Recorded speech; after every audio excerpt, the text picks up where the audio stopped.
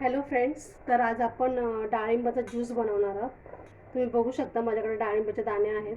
हे डाळिंब असे खाल्ले जात नाही, त्याच्यामुळं मग आम्ही ज्यूसच बनवतो आणि आमच्या घरी सर्वांना आवडतो. तर बघा मी बनवते. मिक्सरच्या भांड्यामध्ये अर्धे अर्धे करून आपण थोडे डाळिंब घालू आणि फिरवून घेऊया.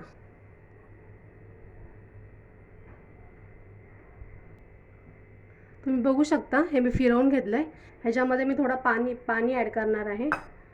थोडं पाणी घातलं आहे, परत एकदा फिरवून घेऊया. तर बघा तुम्ही फिरवलं आहे आणि हे चाळणी आहे आणि खाली भांडं घेतलं आहे. त्याच्यामध्ये आपण हे गाळून घेऊया ज्यूस. एवढे डाळिंब आहेत त्याच्यासाठी मी 1 ग्लास पाणी घेतलं आहे. हे डाळिंबाचं ज्यूस आपण नुसतं डाळिंबाचं बनवलं तर एवढं छान नाही लागत, एकदम स्ट्रॉंग होतं. त्यासाठी आपण त्याच्यामध्ये थोडं पाणी ॲड करणार आहोत. मी ह्याच्यामध्ये परत घालून घेते आणि हे आपण सगळं फिरवून घेऊया. तर तुम्ही बघू शकता हे मी फिरवून घेतलं आहे. पूर्ण बारीक पेस्ट झाले त्याची.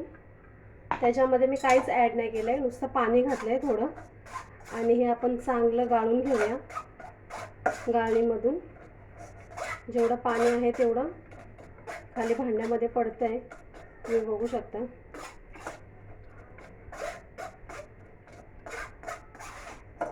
हे असं आहे. हे आपण परत एकदा फिरवून घेऊ कारण ह्याच्यामध्ये अजून ज्यूस आहे.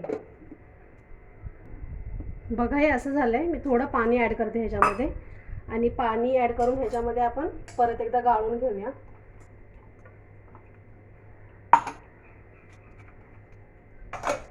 बघू शकता तुम्ही, ह्या झाऱ्याच्या साहाय्याने मी गाळून घेते आपला ज्यूस.